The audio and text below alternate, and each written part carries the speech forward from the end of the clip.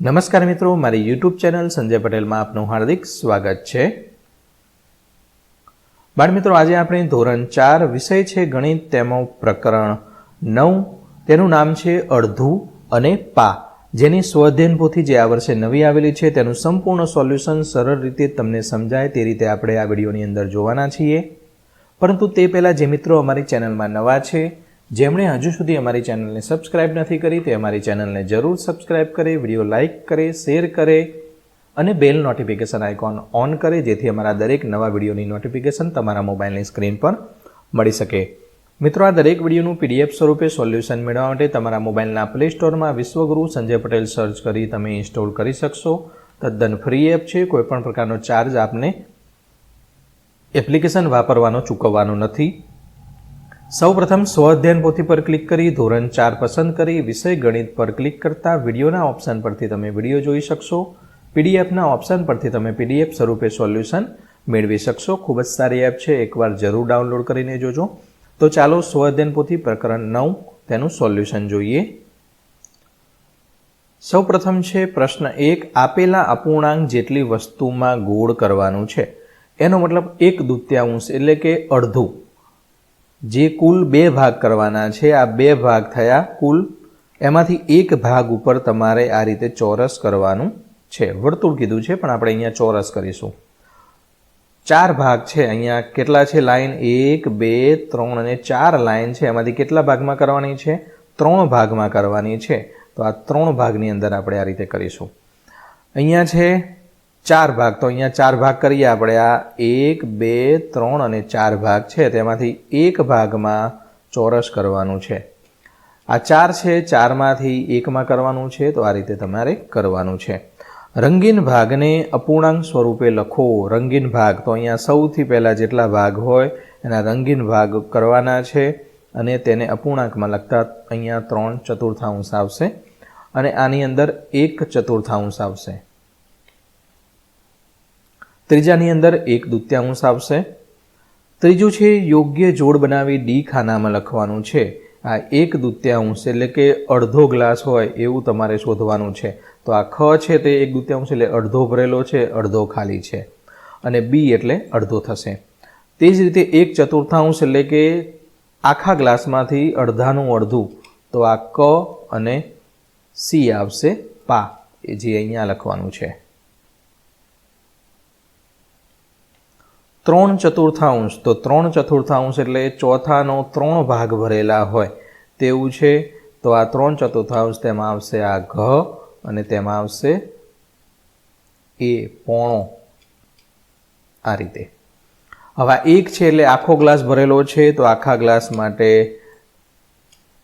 આખો ગ્લાસ ગ ભરેલો છે અને આ આખો, તો અહીંયા 4 ગ અને ડી લખવાનું છે। ચોથું, નીચે આપેલ આકૃતિમાં કેટલો ભાગ રંગીન છે તે જણાવો। આ 2 ભાગ છે, આ 1 અને 2, તો અહીંયા નીચે 2 ભાગ લખી દેવાના, તેમાંથી એક ભાગ રંગીન, તો અહીંયા 1 લખી દેવાનો। 1 2 3 અને 4 ભાગ છે, તો અહીંયા 4 લખી દેવાના, એક ભાગ રંગીન છે તો 1 અહીંયા લખી દેવાનો છે। અહીંયા કુલ 4 ભાગ છે, 1 2 3 અને 4, તો નીચે 4 લખવાના છે। 2 ભાગ રંગીન છે, તો અહીંયા 2, તો 2 × 4 એટલે કે નીચે 2 અને ઉપર 1, આ 1 અહીંયા લખવાનો છે અને 2 અહીંયા લખવાના છે।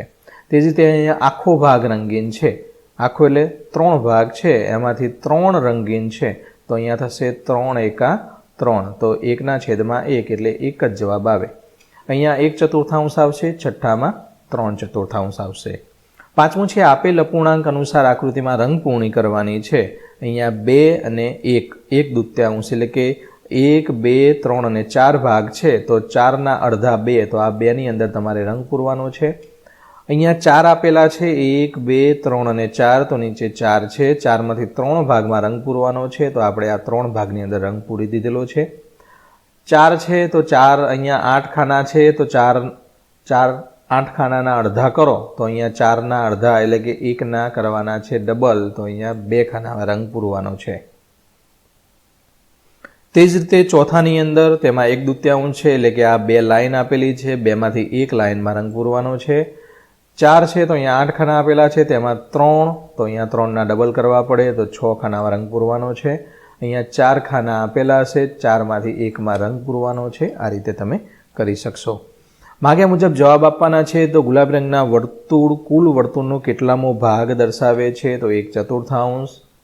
પીળા રંગના વર્તુળ કુલ વર્તુળનો ભાગ 1/4. લીલા રંગના વર્તુળ 1/2 અને લીલા અને ગુલાબી બંને ભેગા કરો તો 3/4. ખાલી જગ્યા પૂર્ણ કરવાની છે. 1 મીટરના અડધા 50 સેમી, 100 સેમી એટલે 1 મીટર થાય. 1 લીટરનું પા એટલે કે અડધાનું અડધું 250. 1 કિલોગ્રામનું પોણું એટલે કે ત્રીજો ભાગ લેવાનો 750 થશે. 1 રૂપિયાના અડધા, 1 રૂપિયામાં 100 પૈસા હોય તેના અડધા 50 પૈસા થાય. 8મું છે જાનવી પાસે કુલ 70 બંગડી છે. 1/2 બંગડી લાલ રંગની છે. તો લાલ રંગની બંગડી કેટલી? તો 70 1/2 એટલે કે 70 ગુણ્યા 1/2 કરો તો અહીંયા 35 દૂને 70, તો અહીંયા 35 બંગડી છે તે લાલ રંગની મળે. 9મું છે સંગીતાને 1 લીટર દૂધ લીધું, તેમાંથી 3/4 ભાગના દૂધની ખીર બનાવી, તો કેટલા મિલી દૂધ બાકી રહે?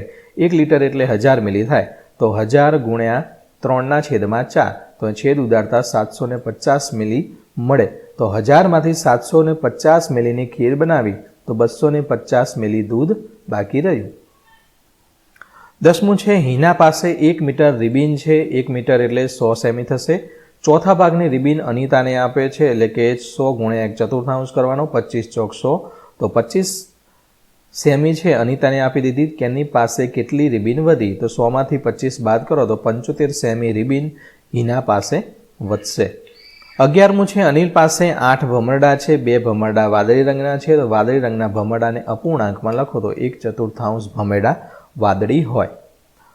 12મું છે ધવલ 1 કિલોગ્રામ બટાકા લાવ્યો. 1 કિલોગ્રામ એટલે 1000 ગ્રામ થાય. તેની પત્નીને અડધા બટાકાનું શાક બનાવ્યું એટલે કે 1/2 એટલે અડધો.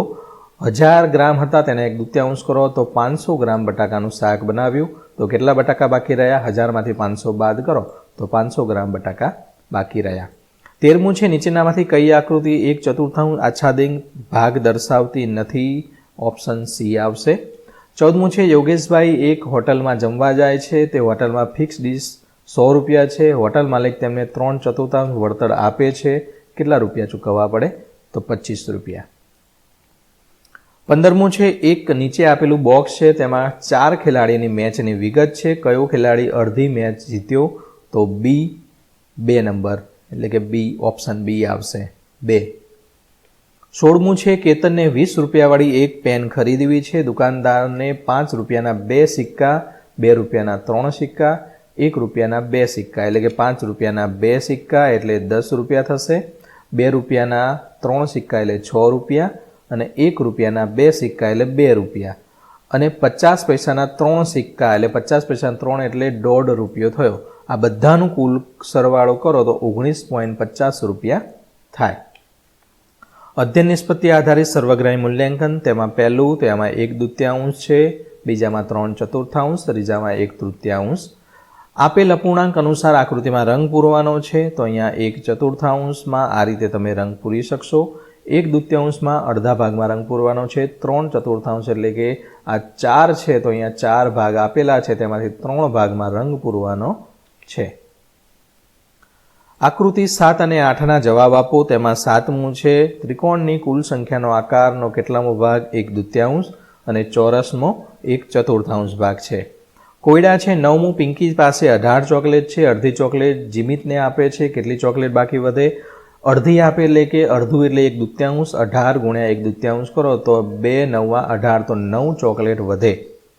10મું છે હિરેન પાસે 40 કેળા છે. તે પૈકી પા ભાગના કેળા ખરાબ થઈ ગયા. પા એટલે કે અડધાને અડધા એટલે કે 1/4 થાય. 40 ગુણ્યા 1/4 કરો તો 4 એકા 4 અને આ શૂન્ય શૂન્ય તો 10 કેળા બગડી ગયા. તો 40માંથી 10 જાય તો 30 કેળા સારા વધ્યા છે. તો બાળમિત્રો, આશા રાખું કે આ વિડીયો છે તમને સરળતાથી સમજાઈ ગયો હશે. ફરી મળીશું આગળના વિડીયોમાં. ત્યાં સુધી આવજો. વિડીયો અંત સુધી જોવા બદલ આપનો ખૂબ ખૂબ આભાર. ધન્યવાદ.